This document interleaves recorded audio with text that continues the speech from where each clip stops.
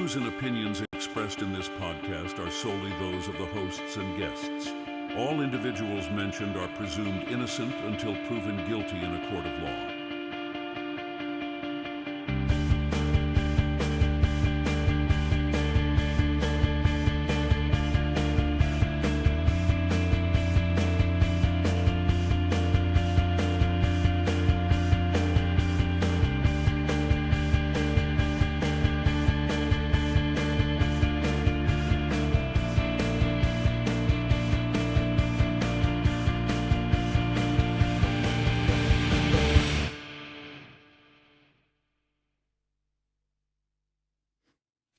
Hello, hello, hello. Welcome back to my channel. I am Carolyn from Moms for Justice. How are you guys doing today?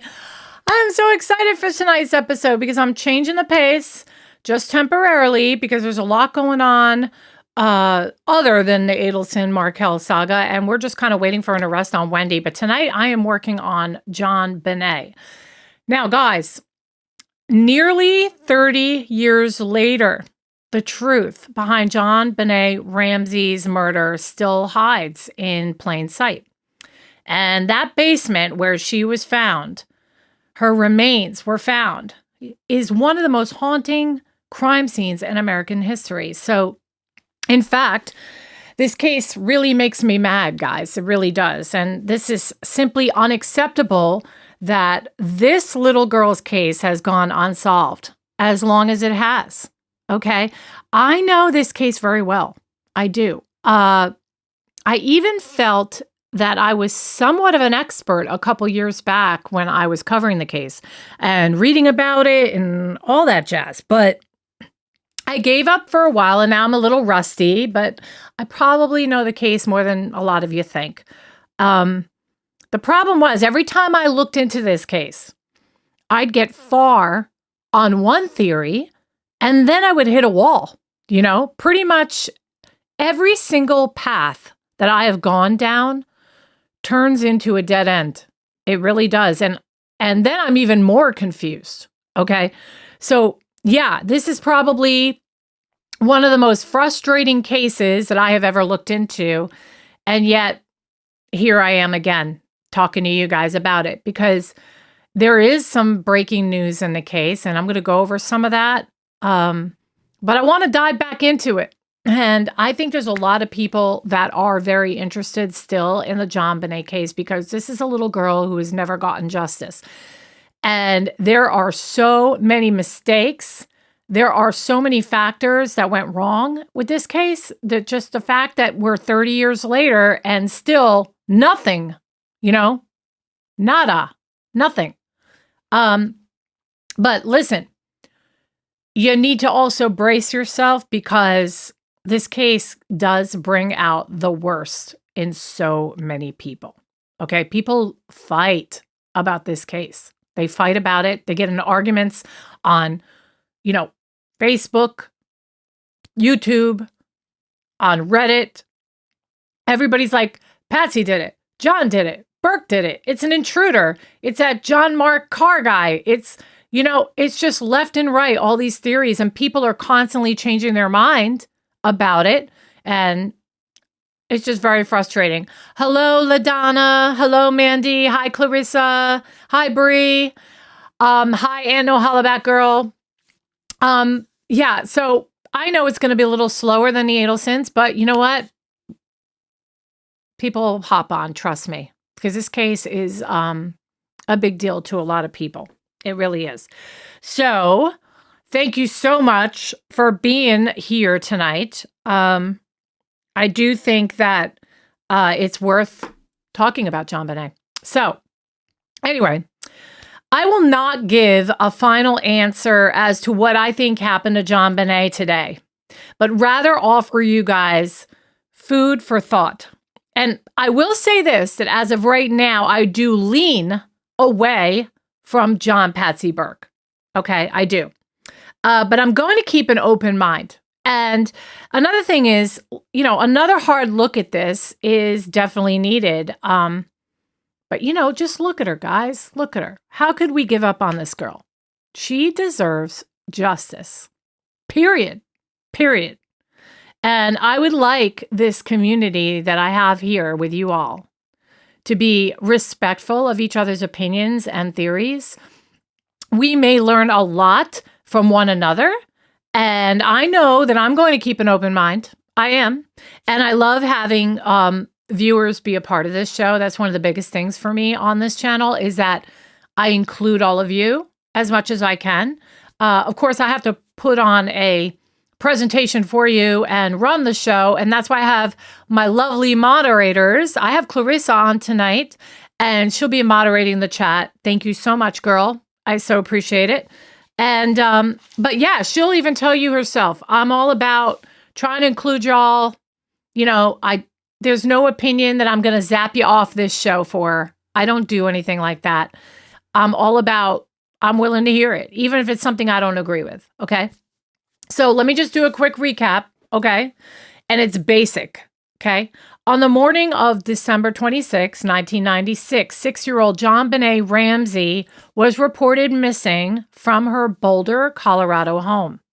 And her mother, Patsy, called 911 that morning after discovering a handwritten note that was at the bottom of the stairs demanding $118,000 for her daughter's return.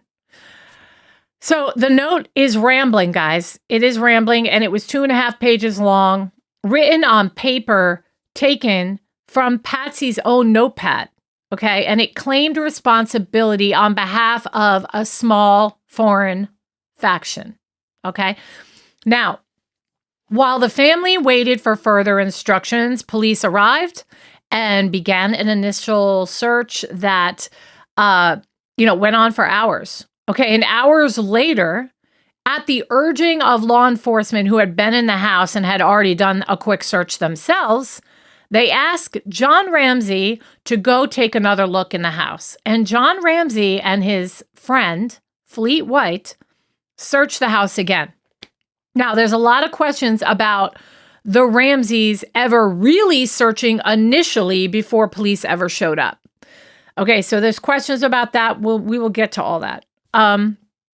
But he goes right to the basement. He goes right to the basement. You know, they're on the family room level, the main level floor with the family room and the kitchen and all that. It's a very large house. If you include the basement, it is 4 stories. Okay. And the first place he goes is the basement. Okay. This is 8 hours after JonBenet was first reported missing. Okay. John goes and searches with Fleet, goes straight down to the basement, and immediately, like right to her body, in this weird, small, dark, moldy room in the basement that is supposed to be like a wine cellar. I don't know if they really used it as a wine cellar because it didn't look like they did. So when they find her strangled with a cord tightened by a garrote that was made out of items found in the home, specifically Patsy's items. Okay, like she had like this kit with like paintbrushes and whatever, string and all this stuff, like a little craft kit, right? JonBenet had sustained like an 8.5-inch gash, which turned into a skull fracture. And at the time, they say that there's evidence of sexual assault. Okay? Yeah. Now, 6 years old. Okay?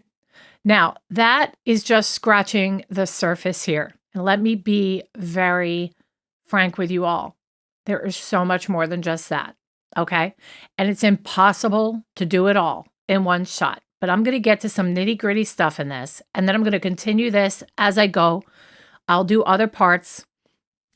So we could never unravel all of it in one episode. It's impossible. There are tons of details, tons of suspects, tons of windy roads to go down. And I'm going to start doing mini videos in between my lives on JonBenet. And I'll be doing these more concentrated videos on each theory and each suspect. And let me tell you something. There are a lot of suspects, probably names you've never heard of. Okay, there's so many. And I'm going to go through the names of those today. Now, the initial failures, okay, I want to talk about first. And these are so important, everybody, because they add another layer of confusion to already tainted evidence. It's crazy. All right, so the first thing. At this time, during this crime in 1996, Boulder Police Department had very little experience with homicides, okay? JonBenét's case was the only murder reported in the city that year. And this is December 1996. So, the whole year they had nothing. Okay? Critical errors occurred very early on. The crime scene was not properly secured. It is one of the worst examples of how you handle a crime scene I've ever seen in my life. And I have been, a true crime fanatic, buff, whatever you want to call me, for like 25, 30 years now. It's insane. Okay. And I have never seen a botched crime scene like this in my life. I haven't. Officers, when they showed up, they failed to search the basement thoroughly, and they didn't go into that room. Now, there is, like I said, there's windy roads off of everything we talk about here. And one of the things that I know about is one said it was locked, one couldn't get it open. We'll get to that. But still, kick the damn door down, right? Kick the door down. So there's that. Also, family and friends were allowed to move freely about this house for a long period of time before the body was found, which contaminates the evidence, right? Adding to the problem is that the Ramseys started making phone calls, inviting personal friends to their home during these tense hours in the morning for support. Guests were wandering around the premises and the kitchen, even tidying up the place for them. Was there not one person there that was using their brain? I don't get it. So when John discovered JonBenét's body, he immediately removed duct tape from her mouth. She had the duct tape on her mouth, and he rips it right off. Now, there's two sides to that. Number one, if police had escorted him downstairs to the basement and saw that there was duct tape on this little girl, and John proceeded to go on in to rip it off, they would have said, "Don't do that. That you're messing with evidence. Don't do that."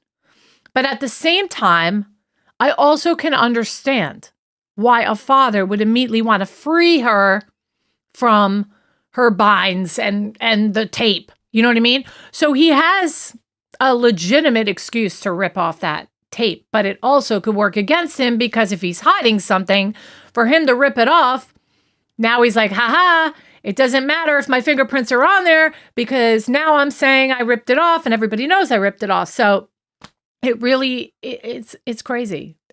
It's unbelievable. This disrupted the evidence even further. Okay. So then there's a fallout, guys. Okay. The case quickly spirals into a national media spectacle. Again, adding another layer here. They pointed out the family's wealth, the rarity of the violent crime in Boulder, and John Ramsey was the president and CEO of Access Graphics. He's a multimillionaire. Patsy is his former Miss West Virginia and a Miss America contestant. And then pretty soon and very quickly, they find out and latch on to the fact that JonBenet was involved in child beauty pageants. So the images were everywhere. The cover of People magazine, The Star, The Inquirer. I mean, she was everywhere, decked out just like this. Lots of makeup, heavy makeup, right? Elaborate costumes. Some of them were considered highly sexual looking, okay? Public opinion really did split from this, okay? Some accused the parents of exploiting and sexualizing their daughter, while others believed a pedophile had targeted her through these pageant appearances. Again, adding to the pool of possibilities, right? Let's talk about that for 1 second. Okay, guys. What do you guys think about pageantry? for little kids. Honestly, back in the 90s, it was way more normalized. Like today, you don't really see that anymore. You don't. But back then, in Patsy's defense, a lot of people were doing that. It was like a thing, right? And even in the early 2000s, what was the name of that show with that girl?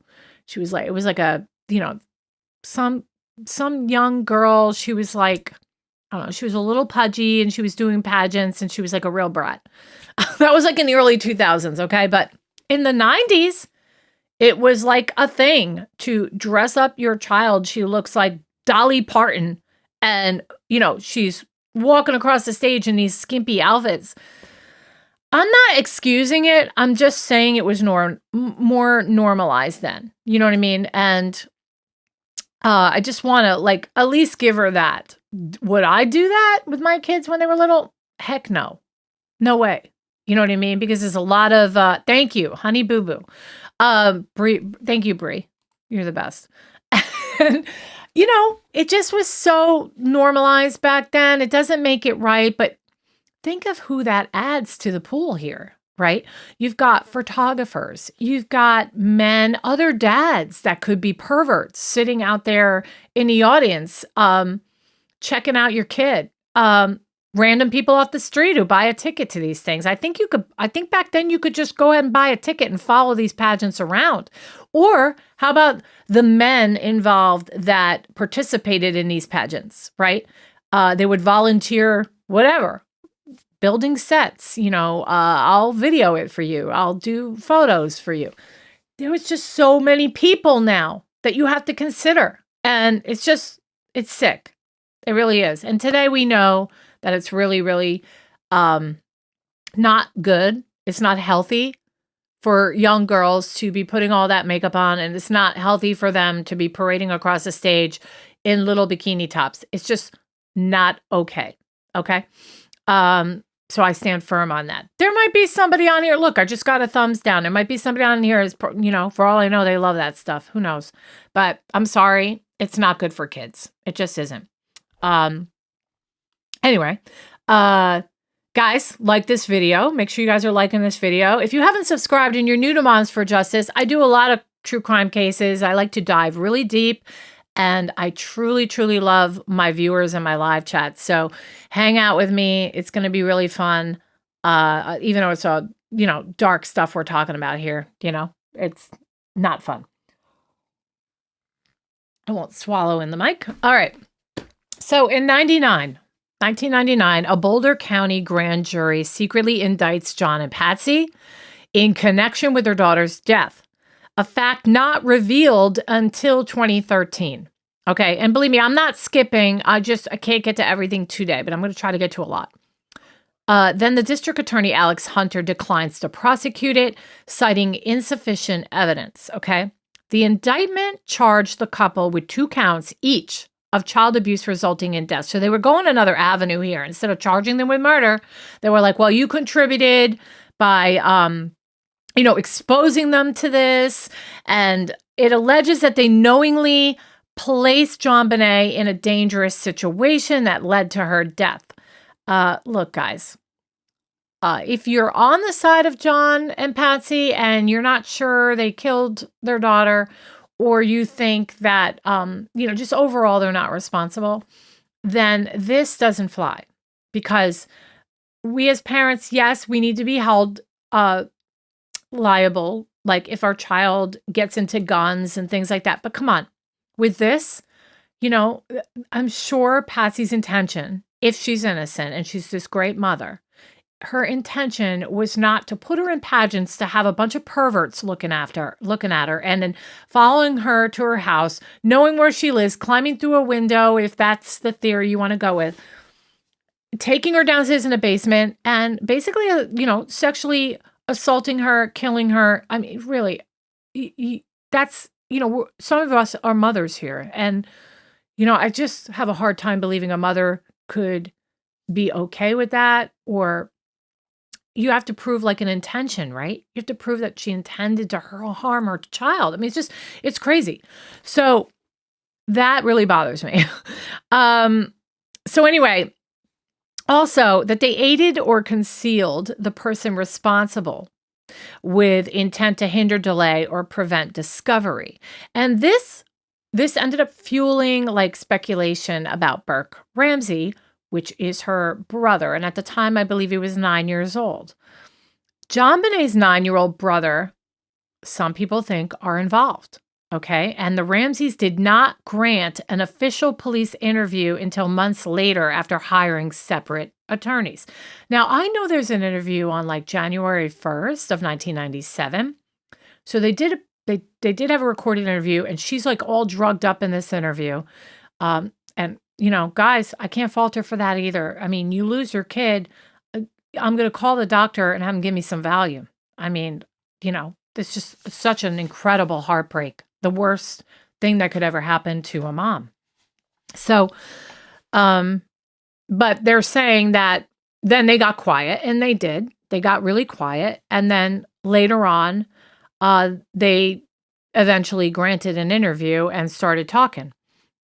Now, there's controversial exoneration here. So now that, well, let me say this. In 2008, the DA, Mary Lacey, publicly exonerated John and Patsy Ramsey and announced that new DNA analysis indicated an unknown male was responsible for the murder. So that really confuses a lot of people, because there's a lot of people that firmly believe John and Patsy were involved, and some believe Burke was involved. But, you know, there was no DNA. Okay. So, however, her decision, though, was later criticized, and independent experts argued that she had overstated the conclusiveness of that DNA finding.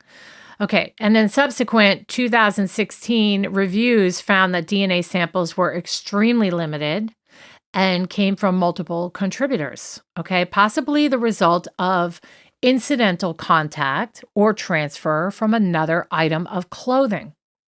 The findings neither confirmed nor ruled out any suspect at that point. Okay, so we've got lots of suspects. I'm going to go through them in a second, but we do have Randy Simons, a pageant photographer who was later convicted of child pornography possession. There is a Gary Oliva, a local sex offender who kept photos of JonBenet. Okay. These are like mind-boggling, right? Like you would immediately think, oh, that must be it. That must be the person who did it, right? He's got pictures of her. Well, no, there's a lot of pervs out there that had a thing for JonBenet. Bill McReynolds, family's longtime Santa Claus. So every year, the Ramseys put on this elaborate Christmas party. They even invited strangers into their home. She was one of these women that was all about like, she wanted her house to be like in the pages of Good Housekeeping or something. You know what I mean? Like she would decorate her house with a tree in almost every room. And everything was about what was on the surface and how her life would look to the public. And she would invite people into the house to like tour it, you know, which again adds more people to the mix.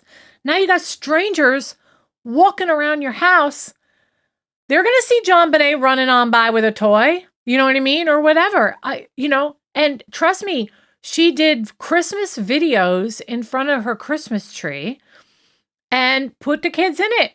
Just like, kind of reminds me of like in Mommy Dearest when Joan Crawford had Christina and what was the little boy's name? I forgot, but she would like bring the TV crew in and film them talking about 'Twas the Night Before Christmas and having the kids say hello and exposing your kids. Nowadays, we don't do those things. We just don't. You guys don't even know my kids' names. I mean, I've been on here how long now? And I don't ever say their first names because I'm protecting them. You know, you just never know. Somebody might, be weird, right? So there's that. I know, I'm going off on a tangent, but Santa Claus was a suspect. Santa Claus was the suspect. He was at a Christmas party that they had a lot of people at, And the Santa Claus plays a role here. He said a couple things to JonBenet that night. We'll get into that when I dive into him. So, yeah, even Santa Claus, guys. And there's Michael Helgoth. He owned boots that were matching a footprint found at the scene, but he died by suicide right after the murder. So we got that guy. All were cleared, though, eventually when DNA failed to match. But then there's all these questions about the DNA that maybe it's not. There's questions about the Boulder police and how they conducted the investigation regarding the DNA. So we might not be able to rule these people out yet, okay? So, but one suspect drew particular attention worldwide, okay? And in its annual case update last year, the Boulder Police Department stated that the investigation had been under constant review with federal, state, and local partners as well. And the Colorado Cold Case Review Team reviewed the investigation in 2023 and issued recommendations, none of which had been made public.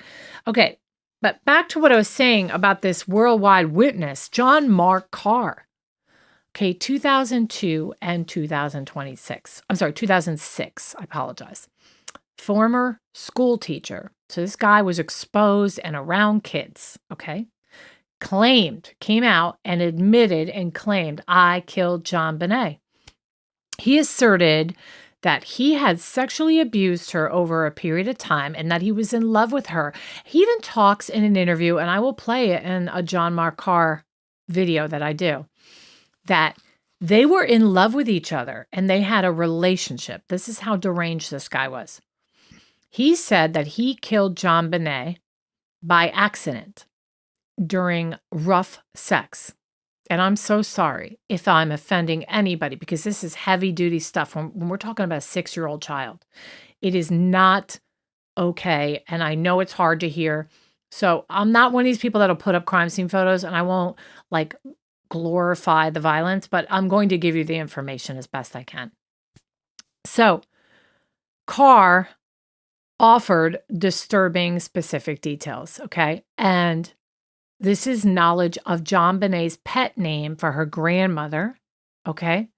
He worked with law enforcement, and a reporter lured Carr into picking up a photograph of JonBenet at a UPS location in Bangkok, Thailand, okay?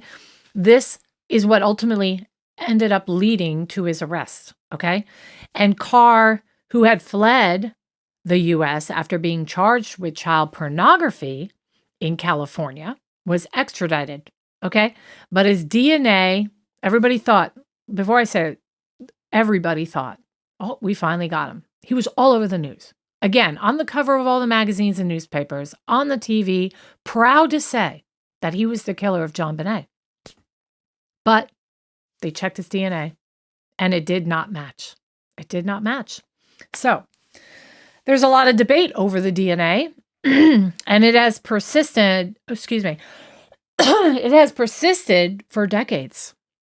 So critics argue that the samples were tiny and degraded and mixed, okay, and should not have been used to ever implicate or clear any suspects. So that makes us question the matches that were not matches as being false, right? That maybe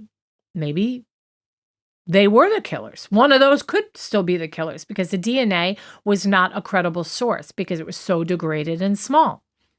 Now, John has repeatedly called, especially recently, for additional testing, the father.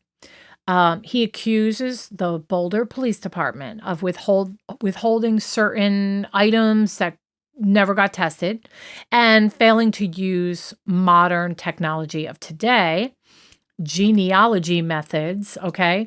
And the department disputes this, of course.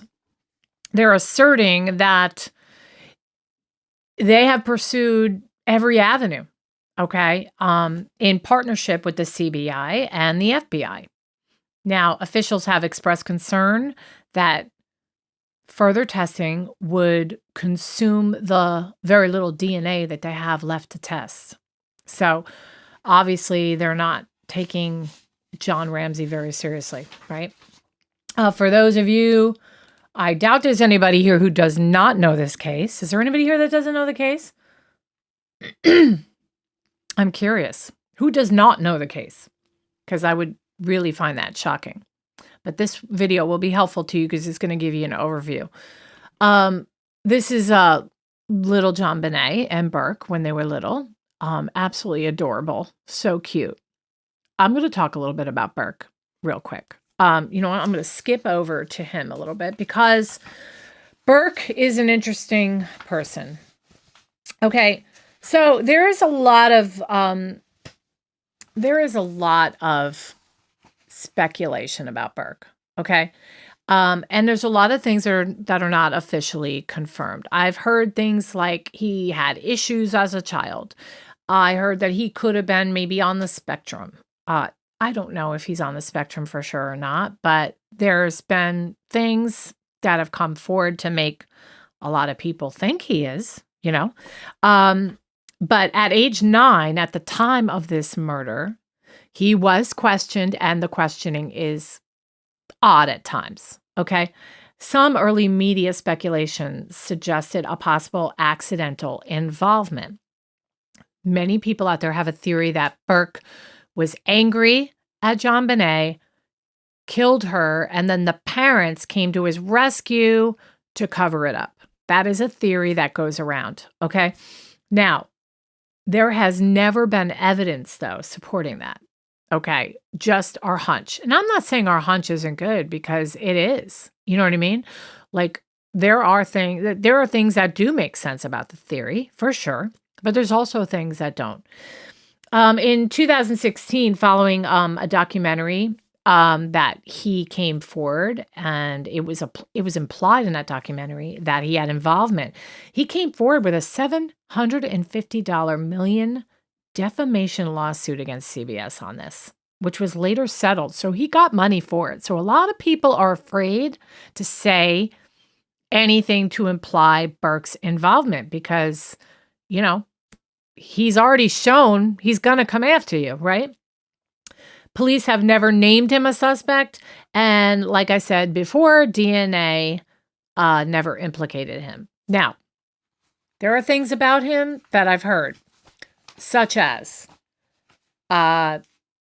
he could have been fighting with her over the pineapple. There's a bowl of pineapple at the crime scene. JonBenet loved pineapple. And one of the things is that they say she came down after, you know, well, let me go back and tell you that on Christmas morning, they opened up their gifts and then they go to a party that night at Fleet White's house. And that is a good friend of John Ramsey, her dad. And when they get home, and there's more to that party. I'm telling you, there's more to everything I'm going to tell you. It's impossible for me to do it all.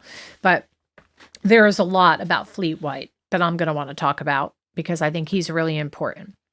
But anyway, they come home from this party that night with the intention to get up very early, take a flight, and go, you know, spend Christmas out of the state. And they have a vacation home and all that. I think it's up in Michigan. So they get home with the intention of going to bed and waking up early to take this flight for, you know, to meet other family members at their vacation home. Now, the theory about the pineapple is that, you know, he brought her up to her bed, put her to bed, and then she got up, is the theory, and went downstairs and either got herself a bowl of pineapple, because we know she ate the pineapple because she loves pineapple. And the pineapple is in her system. We have learned that from the medical examiner. So she had pineapple, and the bowl is there in the crime scene footage. So, but there is a theory out there that he was eating the pineapple, Burke, and she wanted some too. And then maybe he got mad at her and then whatever, hit her with a baseball bat, because there's a baseball bat found outside. It's a metal baseball bat, and there is apparently DNA on that baseball bat. So I hope I'm not confusing y'all. So there's that theory. Another thing was he was hitting her all the time. He was taking things like a golf club, a bat, whatever he could get his hands on. He was constantly beating on JonBenet. He was very jealous of JonBenet, is what allegedly is the story.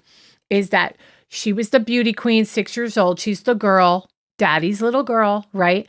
And the attention and affection that she received bothered Burke. Again, it's just a theory. And this made him very mad.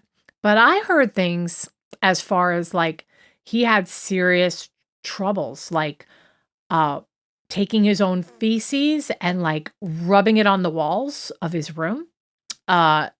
This is just, important stuff. I really think it does matter in the whole grand scheme of things. There's also like a pocket knife that the housekeeper, Linda Hoffman Pugh,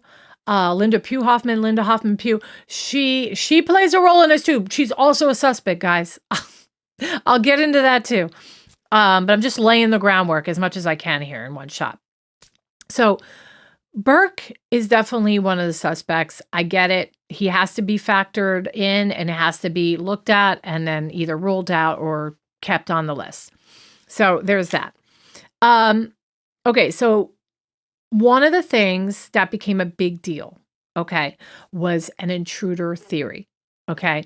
Someone broke into the Ramsey home and murdered JonBenet would be the theory. There is unidentified male DNA found on JonBenet's underwear and her long johns, and it's still unmatched to any family member or known suspect, okay, that they had already taken DNA from. So there's that. There's a broken basement window. John Ramsey himself said he had broken it earlier so he could get in one time when he was locked out. But it could have allowed entry for somebody else, right? There is a partial footprint found in the wine cellar that did not match anyone in the family, okay? There is a ransom note. As we all know, I spoke about that, and the ransom note becomes a very big deal. It began Mr. and Mrs. Ramsey, which some experts say indicate a stranger, not someone inside the home, but I call that crap. And the reason why is because if I wanted to make it look like it was somebody else, I would assign it Mr. and Mrs. Ramsey also. So that's doesn't make sense to me. Then there's fiber evidence from an unknown source on her clothing. Okay. And then here's the evidence against an intruder. Okay. No signs of forced entry other than the previously broken window. The ransom note was written with pen and paper from inside the Ramsey's home. In fact, it was Patsy's. This was Patsy's notepad that she used on a regular basis and her pen. There was no confirmed suspect that has ever been tied to the DNA by name or genealogy. So that's the evidence against an intruder theory. Now, who fits this theory? Some have speculated about individuals with histories of child assault, child predatory behavior, right? That would be the first thing I would think of. Whoever did this is into kids, no doubt about it, okay? Unless Burke got mad, because I don't think Patsy would just willy-nilly say, I've had enough of you, I don't want a daughter anymore and just kill you. I don't think that's going to happen. No, I'm a mom and I feel confident about the fact that this would not be something she wanted. And I do find her pleas in interviews and what she says to be extremely genuine. I do. Now, somebody out there has said maybe she found her husband molesting her daughter and he killed her and Patsy just doesn't want to break up the family, so she helps him cover it up. Well, come on, guys. Really? I don't know about that one. But again, I'm not going to comment too much because I'm not even so 100% sure yet. I'm just not. And I'm going to try to rediscover this with fresh eyes. All right. So we got Gary Oliva, registered sex offender. He lived nearby. He confessed in a letter, but later retracted it. But DNA excludes him. Okay. Then there's this other angle involving an unknown intruder, possibly one who targeted the home after seeing JonBenet in one of her public pageants. Totally possible. How many sickos are out there, guys? There's a lot of sickos out there, right? And don't you guys worry. I want your questions. I want your comments. I'm going to go through all of them. So hang out. I'm going to address each one of you as best I can. So then it's crazy. Another thing is, okay, the family theory. Okay. And then I'll go through all the suspects that I know of. Okay. So this theory of a member of the Ramsey family accidentally causing her death. Okay. Never on purpose. I don't think any of them would have ever done anything on purpose if they were involved. Okay. It would be accidental, I think, if they were. So evidence supporting that it's somebody in the family, meaning the three of them. The ransom note does appear to be staged. It's unusually long, over 2.5 pages long. It includes odd movie-like language. It's really weird. Like, we respect your business, but not the country that it serves. Okay, that's weird. And uses phrases known to the family from films, from movies. Okay. The note's handwriting has been called very similar, but it's not identical, guys, to Patsy Ramsey. Some experts have said it is a match, and some have come forward and said, no, it's not. So again, another thing to be confused about. The blunt force trauma, the skull fracture, and the Garrett-style strangulation combination could indicate a staged crime scene to disguise the cause.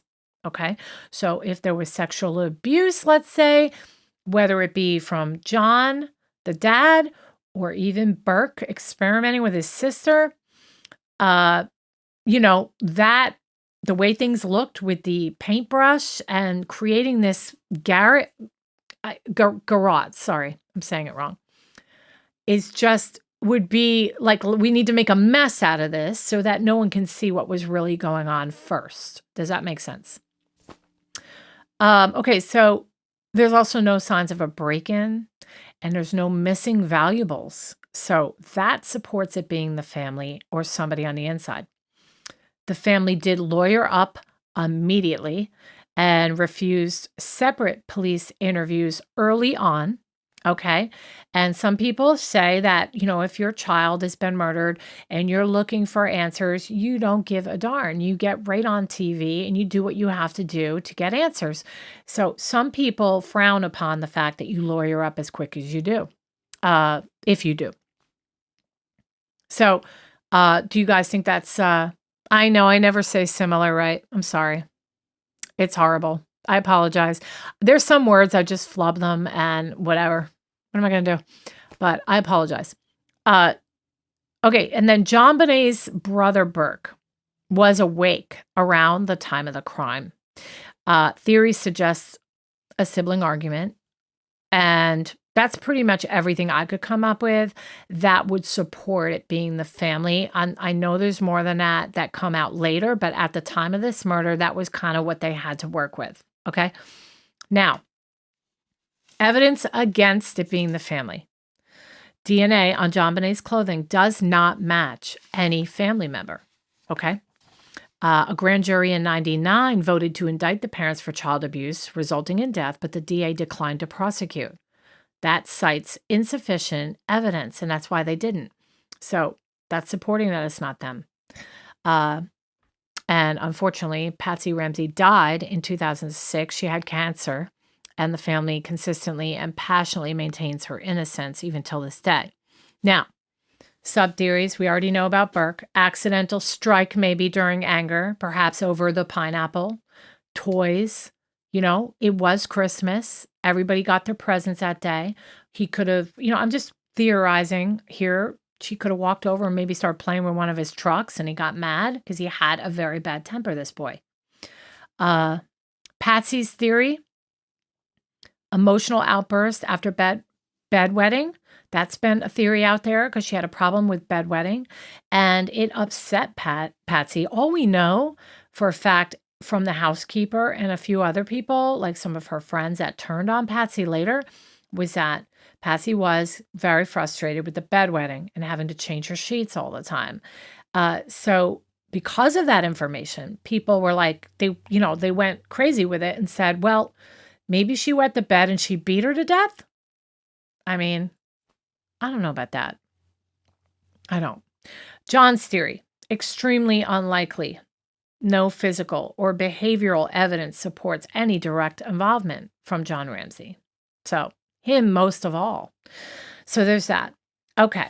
So let's go through some of the witnesses.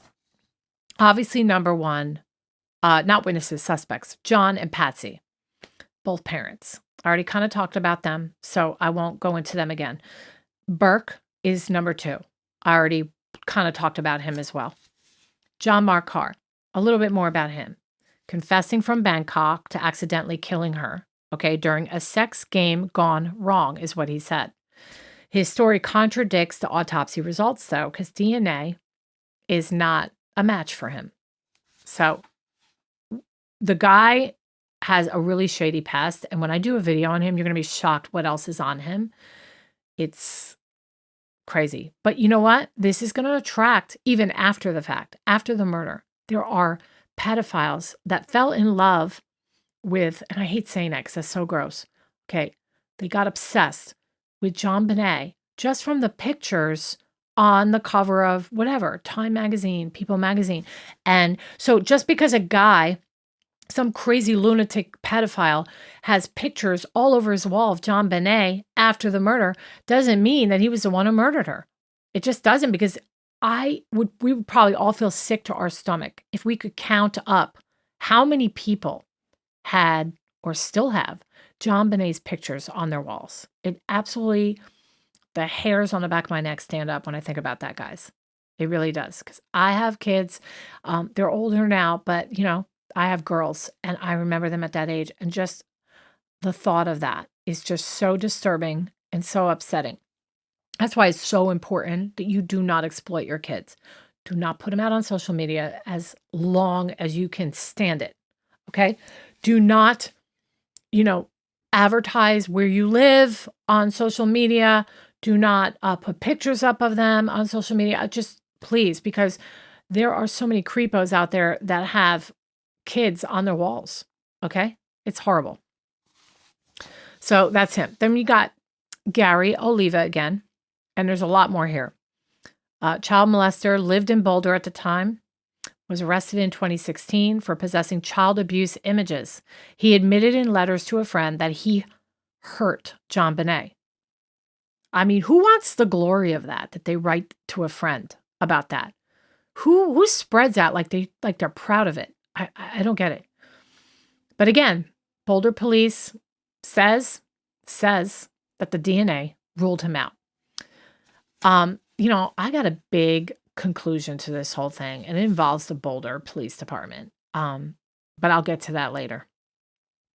Bill McReynolds, which is the Santa Claus, family friend, retired professor who played the Santa Claus at the Ramseys' Christmas party 2 nights before the murder. He and his wife were interviewed and gave handwriting and DNA samples. Both were cleared, and there is no evidence linking him to the crime. So there's that. Linda Hoffman Pugh. She is the housekeeper for the Ramseys, or was. She had access to the home and testified before the grand jury. Police questioned her about financial struggles she had and her knowledge of the Ramseys' routine. She denied involvement and was never charged, and no forensic evidence ever connected her to the crime. But there's a lot of things about this housekeeper, guys. First of all, she was married, and she had, immediate family of her own that she brought over to the Ramseys' house often to help out, especially with putting up the Christmas decorations. So just before Christmas, these decorations are going up all over the place, and they're all in the house. So that adds the husband, right, of Linda, the brother, okay, and also the son. So you've got them all in the house. Okay. And also, she asked Patsy Ramsey for a loan. Okay. And Patsy said yes to the loan. She did say yes to the loan eventually. So why would you kill her if you knew you were getting the loan from her? That wouldn't make sense to me. But I'll get into more about her later. She is a very, there's a lot about her. Okay. The blanket that was found on JonBenet was in the dryer, put there by the housekeeper, and she said that only Patsy knew about that. Just little things like that. The pocket knife. Linda says that Patsy knew where the pocket knife was that belonged to Burke, which they were hiding it from Burke. So just little things are yet to come when it comes to that. Okay, and then you got Fleet White. Oh, God, Fleet White. Okay, so Fleet White, he bothered me for a while. Fleet White. Hold on one second here. Fleet White, he's a family friend, and he was in the home on the 26th, and he was also the one who had the party the night before, guys. Okay? He's married, and his daughter was best friends with JonBenet. Okay? Now, some people had theorized that went as far as saying that Fleet White and John Ramsey was possibly a part of some trafficking ring. Okay, so I will explore that at some point. But yeah, these are crazy theories. But he helped with the search and found the body when John Ramsey went right to the basement. And they were in the house the rest of the day. He did cooperate fully with the police and was never considered a suspect by the investigators, but some people think the investigators were shoddy. So he later criticized the investigation and requested grand jury transparency. Now, he and his wife, Fleet White and his wife, ended up on the outs with Patsy and John Ramsey, and that's a whole story, and I will get into that as well. So give me some time. I'm just trying to cover the bases. Michael Helgoth, an electrician and auto salvage worker who died by suicide in 1997. The police did consider him after a former investigator linked his high-tech boots to a print near the body. There was still no physical evidence or DNA connecting him to the murder, though. Then you have somebody by the name of Chris Wolf, a journalist whose girlfriend reported suspicious behavior to police after the murder. He was interviewed and his home was searched, and his DNA was tested. None was matched. He later sued the Ramseys for defamation and loss. Then there's a Randy Randall Simons, a photographer who once took professional photos of JonBenet during pageant events. Again, could easily be a suspect, right? Any of these photographers could be a suspect. He was later convicted on unrelated child pornography. So this is a known pornographer that was photographing JonBenet. That's pretty damning. You know, she was in the midst of a pedophile as far as I'm concerned. Investigators confirmed, though, that there was no link between him and the Ramseys case. And his DNA, again, like everybody else, did not match. It's so crazy. It really is. How's everybody doing out there? I have not been paying attention. Hope you're all doing okay. I'm almost through with this, and then I want to take your questions and comments.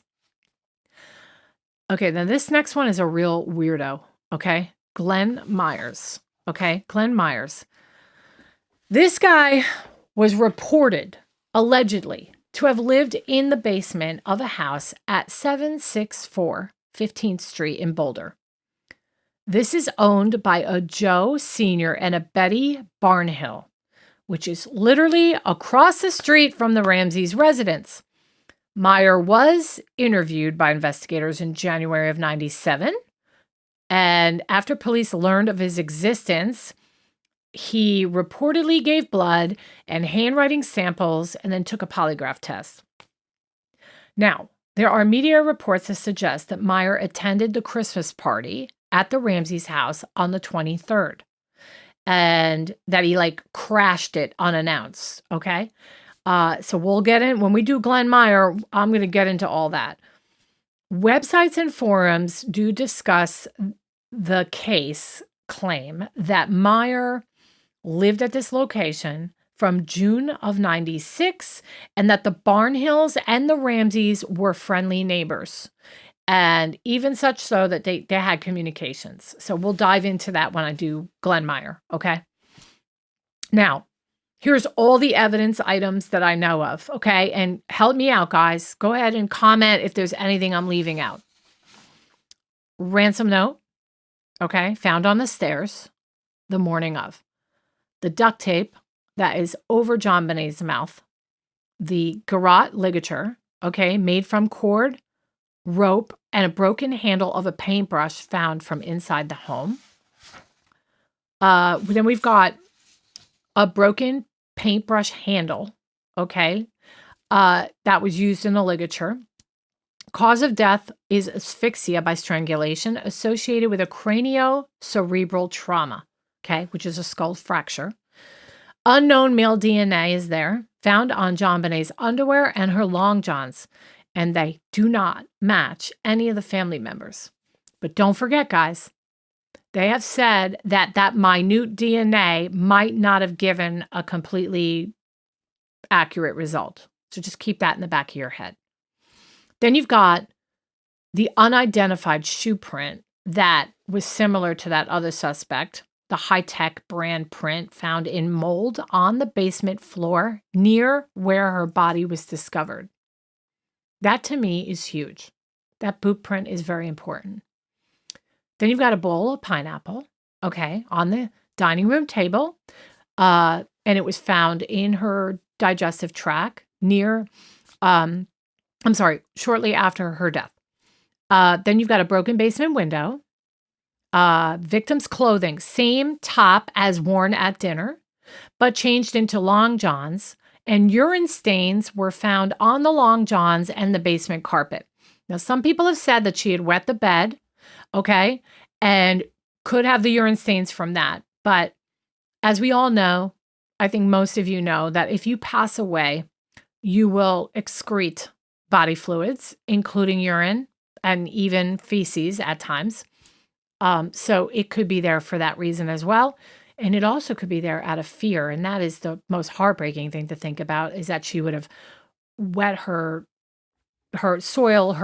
long johns, because as a child, 6 years old, when you're being put through trauma of any kind, it would not be uncommon for a child to go ahead and, urinate. I know it's horrible to think of that, but it is true.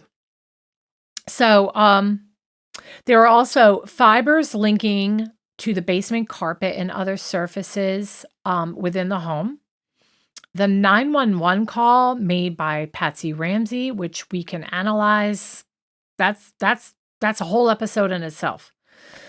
She was the one who called and reported JonBenet missing. It sounds to me like a terrified mother, but some people have picked it apart. So we will definitely go through that. I want to look at it with fresh eyes. The baseball bat found outside on the north side of the house. And there are fibers on that bat that match the basement carpet. Then you got a flashlight, a Maglite type flashlight found on the kitchen counter, often referenced as a possible weapon. Okay. You got the notepad from which the ransom note was written. Several pages were allegedly missing. Okay. And you can see like the imprint, when you write with a pen or even a marker and you write on something and then you flip up for a couple pages there, you can still faintly see the print of what you wrote. Well, they knew enough to tear off a few pages, but then didn't quite do enough because there was still a little, imprint there. Gloves mentioned in reports as possibly used to handle items. Cloth, possible wipes. Okay, autopsy suggested the genitalia may have been wiped clean. Basement carpet stains. Okay, urine stains near where the body was found. Could that have been from urinating at that location, or could it be a transfer from her clothing if she had urinated up in her bedroom? Then you've got a paintbrush tip that's missing, never located, believed to be from the same brush that they used for the garrote. And then the utensils for the pineapple bowl, spoon, the milk, items suggesting late night snacks shortly after they got home and before her death. So tell me if I left anything out. But what I will say is that sources of the duct tape, where did it come from? That's unexplained and unresolved. We don't know where it came from and why it lacked fingerprints or skin cells. What is the source of the cord and rope? Okay. It lacked skin cells and trace prints. Several items such as the flashlight, baseball bat, notepad, and pineapple bowl were left in plain sight. Why would somebody do that? Okay. Forensic oddities happened here. She had an intact hyoid bone. It's called a hyoid bone. I can't say it right. There I go again. Hyoid bone, and very minimal bruising to the muscle area around here. That was odd, they said. So you've got that. And also the timeline. There's uncertainty of the timeline. Exact timing of pineapple ingestion and head injury remains still till this day unconfirmed. There's been different people that have, declared what they declared, but it's still, overall, when you put it all together, it still has never been quite confirmed. So what is supported by evidence? The home's housekeeper, Linda, she told investigators that she observed the mattress in JonBenét's bedroom as having plastic sheeting as a sheet covering the mattress. The autopsy and crime scene notes that JonBenet was wearing long johns over her underwear when found, and that both her underwear and the long johns did have urine stains. The white blanket that was covering JonBenét's body when discovered in a basement has been documented, and fibers not belonging to the Ramsey family were found on the blanket. Linda said that the blanket covering JonBenet had been in the dryer the last time she was there, and she believed Patsy was capable of changing the sheets or prepping the scene. Okay? Linda Hoffman, she threw Patsy under the bus, big time. The housekeeper said that she once hid Burke's small red Swiss Army knife in an upstairs linen closet to stop him from whittling outdoors or something like that. A spot that only Patsy would have known about and would have been able to find easily. Later, investigators reportedly logged that a red pocket knife was found in the basement, found on a countertop near a sink close to the room where JonBenét's body was discovered. So guys, that is my overview for today. These are not, I'm leaving so much out. There's so much to talk about. I have covered the case a while. I'm a little rusty on it now, but back about a year or two ago, I was covering it. I was really getting into it. And then I got to switching over to the Markel Adelson case. And I will tell you, I didn't miss it for a while. I was like, you know what? I don't even want to touch the JonBenet case anymore because honestly, every time I go down a road, I hit a brick wall. How do you guys feel about that? I mean, seriously, it's been insane for me, but I'm going to try it again because I think it's worth it. This little girl needs justice. Not that I'm going to be the one to solve it, but hey, let me scroll back up here and look through some of your comments. I'm going to please put a QQQ in front if you've got a question for me or you have something you want to say. All right. Hi, Charlie. How are you? Welcome to the channel. I think it was some weirdo stalker. Internet wasn't as real like it is now, and there wouldn't have been an easy trail to follow. Yeah. Anything's possible right now in my head, but, I do lean away from it being Patsy, John, and Burke. And maybe that's simply because I've had kids of my own, and I just find it so hard to believe that anybody could do that to their 6-year-old sweet little girl. I mean, really, let's think about that, guys. Now, I'm not saying that there aren't parents out there that haven't killed their kids. I mean, there are cases that we could go back to in time and that's proven, but I don't know, the kind of people they were, the way they were raised, what we see, they didn't look like a bunch of deadbeats to me at all. Like, They didn't look like they were under the influence of drugs, or they were like, they both had families that they loved very much, and they appeared to have parents that loved them, Patsy and John. So it's really hard for me to swallow that one. Hi, Mandy. Welcome to the channel, girl. Burke seems like a shy, sweet guy even now. Yeah, and what's really scary, guys, is that what if he really is on the spectrum and people took some of his behaviors back then as being guilt, like signs of guilt, when really he was just a kid struggling and, whatever, going through a hard time. He also lost his sister. Everybody was like, I'm just saying, we need to show compassion for that, because today autism is a real thing. And back then, nobody diagnosed it.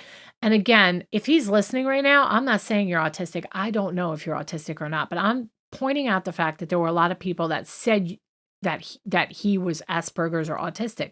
And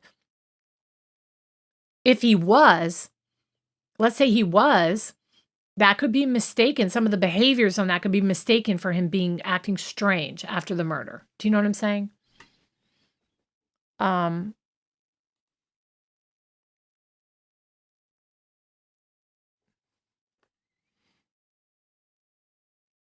Oh, I would love to get Jarena on one of my Adelson videos. Yeah, thanks for posting that.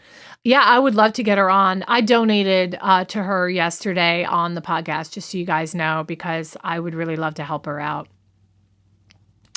Hi, Watercolor Mama. Again, I would not put my daughters in those pageants for an even more realistic reason. I want to raise humble, others-oriented children with eyes wide open to others. I love that. That's great. I agree with you.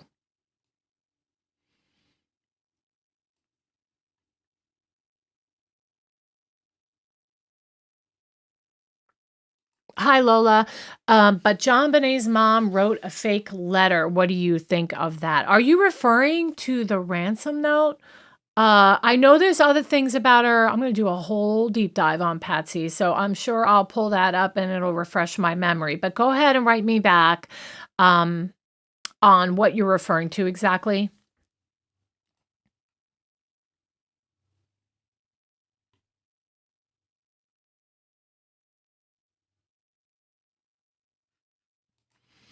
Charlie Johnson says lots of PDFs come to find out in the police department, fire department, and things such as that. Perhaps it was actually one of the officers on the case. I've actually thought of that too.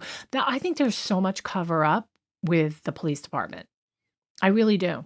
And I think that at this point, it's maybe not even so much covering it up anymore, but not wanting to admit all those horrible mistakes that they did make. But I think there might have been a bad seed in that department. I don't know. Again, that's just a possibility. Hello, welcome to the channel.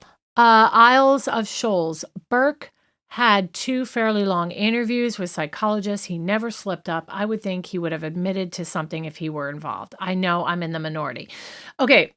Yeah, it appears that you are, and I'm with you because I don't lean towards Burke. But let me tell you guys something. The whole theory about Burke doing it, and then the parents finding out that this was Burke's fault. Why cover it up when you could just, at 9 years old, Burke was 9 years old, you could simply just get him help. He's not going to go to jail at 9 years old. I mean, why put your whole family having the spotlight on you and making everybody think that you're all could be involved in it, when at a 9-year-old child that does something like this really needs help? And you could have just told them the truth and said, my son is sick and he did this. And so it doesn't make sense to me that they would cover up anything for Burke because he was 9, right? Does anybody else see my point on that?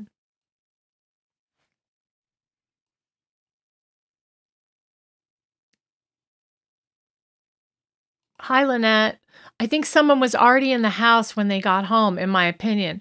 Right. So if the intruder theory is correct, I think they were sitting and waiting for a long time in that basement. And I think that's when they would have written the note and prepared everything.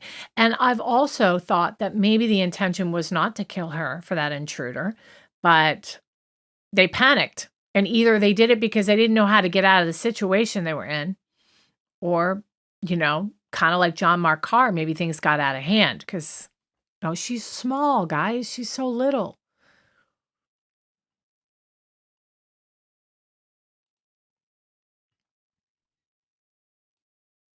Let's see.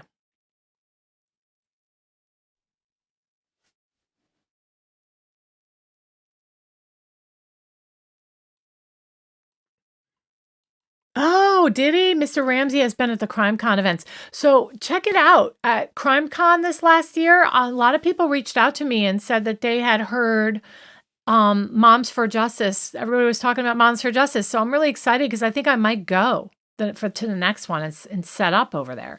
That would be kind of cool, right? Let's see. All right, I'm going to scroll down here because I have no idea. I'm missing all the recent comments. Okay. Hi, Anna. I agree with the intruder theory also. Okay. Well, yeah. So Jane Ferguson says actually they could have sent a 9-year-old to prison for murder. Not sure about Colorado, but in other states, definitely. Okay, let me say this. I know that there was like a boy that killed somebody. He was like 11 years old. He was the first boy, the youngest boy to be sent to like an adult prison. And that was like eons ago. It wasn't recent. And I don't remember his name. And you're right. It is possible, but it's probably unlikely, though, still. With a 9-year-old, I think it's still not the commonplace to just send him to jail. I think he would probably go to like a rehabilitation center for youth. I think that would be more likely till he was 18. And then, maybe if he wasn't better, then he would have transferred out to another prison. It could be like reevaluated at the time they're 18. But I still think it's better than John and Patsy covering it up for him because it's only going to make them look bad, right? Yes. Okay. So I didn't, 118,000 was his bonus that year for his job, Kirk. And yeah, it was the exact same amount. But on one hand, you could say, well, only they would know that amount, and that must be them because they just got 118,000. But you could also say, how stupid could they be to write the exact amount, right? How stupid could they be? I mean, that would only make them look guilty. Hi, welcome to the channel. Okay, so the police bodged the case and that awful detective that blamed the father with zero evidence. Oh, I remember him. Yeah, I'm going to do a whole thing on him too. Don't worry. And also the lady cop. Remember the lady cop with the crazy eyes? I'm going to cover her too. And it's just, yeah. Hey, we should all go, Rosie, to CrimeCon, right? My husband would want to go with me though, just to make sure I'm safe. But yeah, it would be so much fun. And I can meet all you. Okay, Anne-Marie, how are you? I am late, but I always thought the housekeeper and her husband were in on it. I don't believe Patsy could have done this. John, as awkward as he seems, I just don't think he did it either. No, I don't either. And the housekeeper is on my radar. There's something weird about the housekeeper, you know?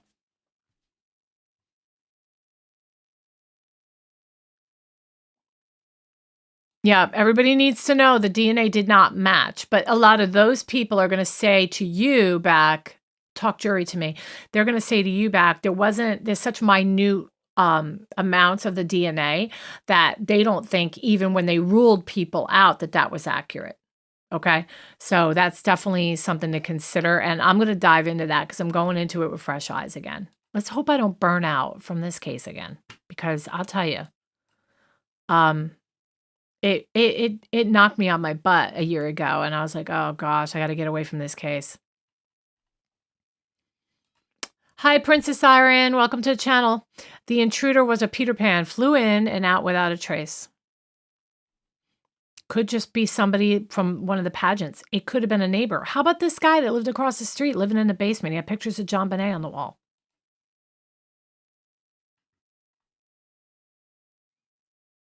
Hi, Karen. That detective you're talking about is Lou Smith. He's no longer with us, but his daughter is like on this crusade to keep his memory alive and to keep the JonBenet case alive as well. I loved that guy. I did. It made me so sad that the Boulder police and everybody turned on him. Everybody turned on him and said that he was like this crazy old man, and they just started discrediting him. Meanwhile, he was like world-renowned, amazing investigator. He had solved many crimes, had rarely walked away from a crime that he did not solve. So at the very least, we should be taking a second look at what he had to say, right?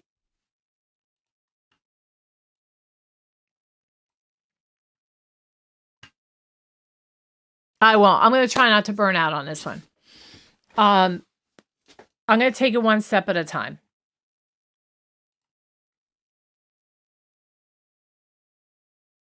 Let's see. Hey, Crunchy Frog, how are you? Housekeeper seemed spiteful, very spiteful. But here's the thing. She was going to get that money from Patsy. You guys know, I'll repeat it again. She asked Patsy for some money and she said, yeah, I'll get it to you, but I won't be able to get it to you till around Christmas time. So she was about ready to receive a check. So I could see if she's like, no, I'm not loaning you any money. And then the housekeeper was like, maybe in trouble with bills and really like not sure what to do. Maybe she panicked and was angry at Patsy, but that's not the case. She was lending her the money.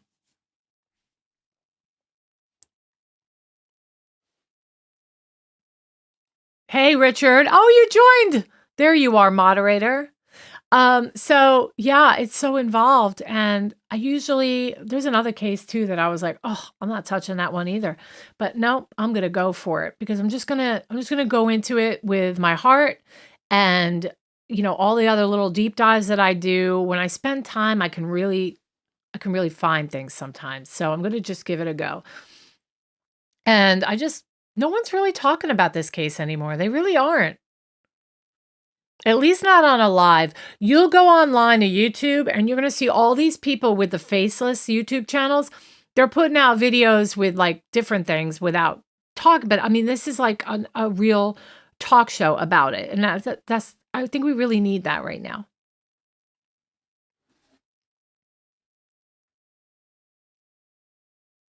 Let's see.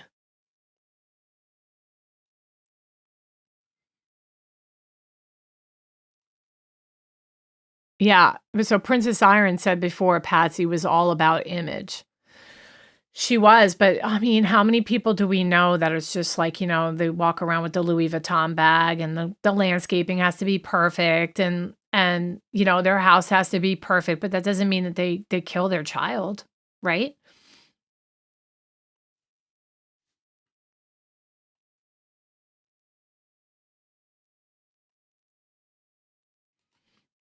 Right. A 9-year-old is not going to violently, right, I know what you mean, someone, especially not Burke after seeing his demeanor. No, and let me tell you, there's people that have gone, I don't think he's in college anymore, is he? But there were people that went to his college. They went to his college and were looking for him on the campus and then knocked on his door, or they found out that he lived in like this, I don't know if it was a sorority house or an apartment down the street, but it was part of the campus of the college. And they were showing up at his door to ask him questions. I mean, the poor guy.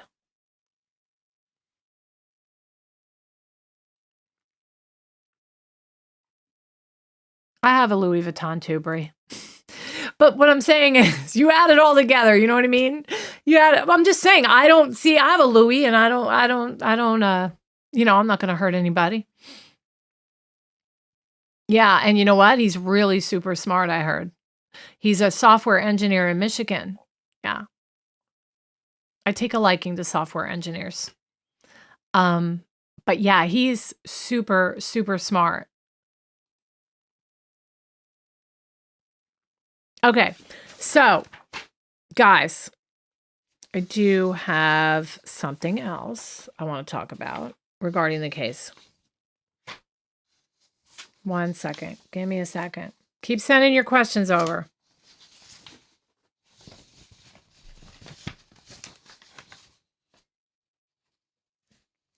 So there's this movie, The Unspeakable Life of JonBenet or something like that. And it was supposed to be dropped on Paramount in October of this year. And it starred Melissa McCarthy and Clive Owens, I think it was. Well, they canceled it. They canceled it because they're afraid that Burke Ramsey is going to come after them, they think. It's speculated in these articles. You can go look it up. I think it's on the Daily Mail. It's an article on the Daily Mail. But this article just dropped and saying that they filmed it for like a year and it was all ready to go, done, ready to go out on Paramount, and they put a halt to it. So, which tells me, obviously, that they're accusing one of the three in this movie or in this series that they're doing. So it's either, John, Patsy, or I was thinking maybe Burke, because of the fact that they were scared because Burke had won a settlement when, he sued that one paper. Okay. So there's that.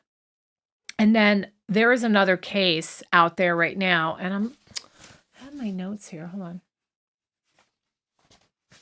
There's another case out there right now where they're proving with the other guy's case, which is unrelated, but he did, he was involved in a crime in Boulder, Colorado, right around the time of JonBenet. And he's coming forward and trying to get an appeal based on the fact that he could prove in his case that DNA was botched by the Boulder police. And now because of that, he, in his trial to get an appeal, is pulling all the JonBenet Ramsey documents forward to prove that everything has been botched. And now any DNA answer that you thought you had is false and is not accurate. So that is a really, really big deal. And, I'll go into it, on my next video with you a little more. But yeah, so, oh, absolutely. The movie would have made, Lola said the movie would have made enough money to settle and still pocket more. Could JonBenet's bedwetting be a sign that she was experiencing something distressing in her life? Abuse of some kind, maybe. Yeah. Seriously, like the whole section of that night before the bedwetting, her being carried downstairs, the whole thing about the stun gun, all that. I'm going to do just one video on that next time. But yes, bedwetting is a sign of sexual abuse, but it's also very much a sign of not being abused. So it's, just because, it's hard to decipher because there's so much. And then I'm going to pull the documents from the doctor, the pediatrician, where he said she was not being abused and he had been treating her for years. So that is something that we got to look into. Again, I have to have it all in front of me for that episode. And then before I can deliver it all to you, but I want to make sure that I get as much facts as I can. But yes, bedwetting is a sign of sexual abuse. And it's also a sign of just anxiety. Okay. And I've had kids. And I'll, I have no shame. When I was young, I had a couple moments where I had wet the bed. All right, Carolyn's from Moms for Justice. She wet the bed when she was little. I was not abused. So it happens. You know what I mean? I was having nightmares at the time. It could be anything,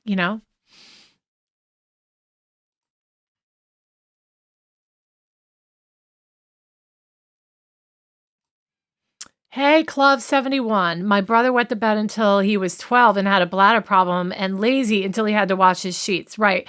And he was not abused. Right. So yeah, we all did. Thank you, talk jury to me.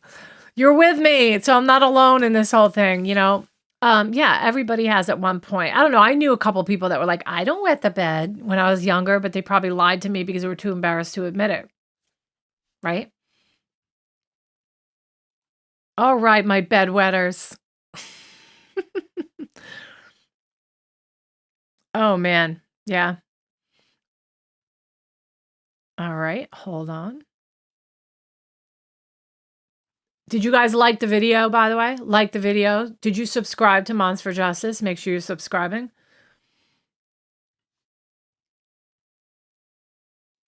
Ah, you're right. I meant frat house. Sorry. See, I'm kind of a loopy loop, you know. I'll talk great for a while and then bleh, something comes out of my mouth and it's just like makes no sense at all. Happens to me sometimes. Thank you for correcting me. It is a frat house when it's a guy. Oh yeah, and people, right. People sometimes when they go out in their 20s and they go out and they have a night of drinking, they will go to sleep, get into a deep sleep, and then you wake up and it's wet. Right? Oh, if there's a toilet in your dreams, don't use it, right? Oh, and then how about you just imagining like, water, like just coming down your arm, or maybe you're in a waterfall, or you're dreaming about like washing dishes. It happens. It happens. All right. Hi, Alexandra. I don't think JonBenet was being abused on a daily basis. I think something went terribly wrong one night, but by who? Yeah. Or an intruder. I think an intruder cannot be ruled out.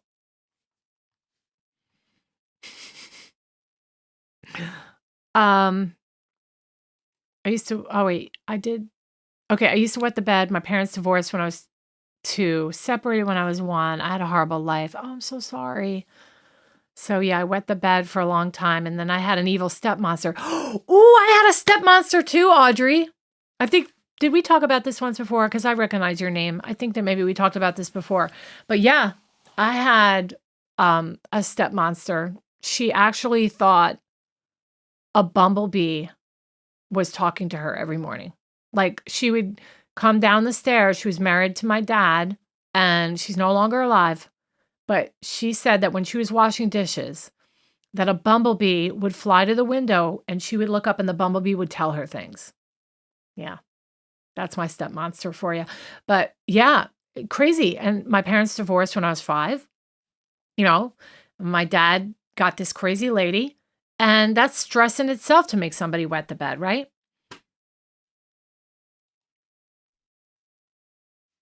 Keep those comments coming.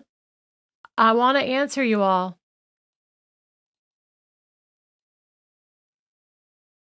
I'm so glad though I got through all that because it's like that's like just like, the basics, right? And there's so much more to this case, and it's just incredibly, incredibly sad that it's still 30 years and we haven't solved anything yet, And let's say John Ramsey is innocent.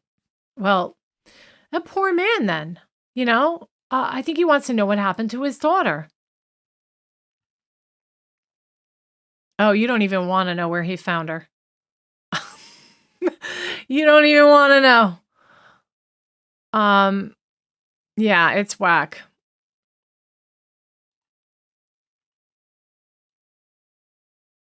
Welcome to our new members too on Moms for Justice. We got more new members this week. There is the join button on the bottom. I'm also gonna be doing some custom emojis surrounding certain cases, if you know what I mean, if you know who you are and what you normally follow on here. I'll be having some custom emojis that you guys can choose on the chat. So I'll have those available to members as well. And then of course I've got my my members only shorts. I don't like to do a lot of videos where I do members only because I just feel like it's rude. Because not everybody can join that stuff.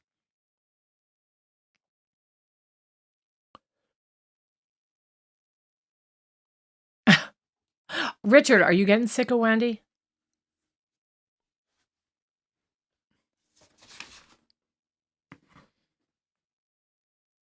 Anyway, I so enjoyed getting back to this case because as hard as it is, I have so much stuff to show you guys in the next video. I have gonna do the crime scene walkthrough. I'm gonna go through some of the interviews. I'm gonna go through some things regarding their vacation home in Michigan because there was some strange things that happened in Michigan. Okay, really weird things that actually you could say possibly her killer came from there. I'm not kidding. It's bad. This whole thing with Fleet White needs to go over. And then this Glenn Meyer guy. Oh, wow. Like when you guys hear about Glenn Meyer, It's, you know, it's so out there that I almost think it's just impossible that a lot of that must be rumor. Yeah.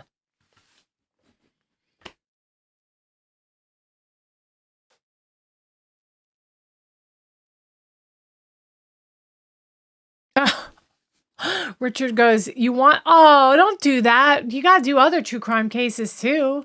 Wendy's not the only case out there. Honestly, for my peace of mind and while we're waiting, I'm still going to cover her weekly. But I've got to do other things too, because there's so many other cases I'm really passionate about, and this is one of them. And you, Clarissa and Janine, you guys can coordinate if about when you do moderating for. But yeah. All right, guys. So yes, I'm going to wrap it up. And I want to thank you guys so much. And I can't wait for part 2, because I'm going to get real active with you on showing you guys some stuff. And I think it'll be really interesting, especially if you guys really want justice for JonBenet. I know I do. And I think it'll be really interesting to dive back into it with some fresh eyes. And I definitely want your help, guys. I want all your feedback. I want help to come to a conclusion, and maybe we'll even find something new together. Who knows? So, yes. So, anyway, don't forget, subscribe, like, share. You can join members only underneath. You can see it right down there. And I will see you next time, guys. Take care. The views and opinions expressed in this podcast are solely those of the hosts and guests. All individuals mentioned are presumed innocent until proven guilty in a court of law.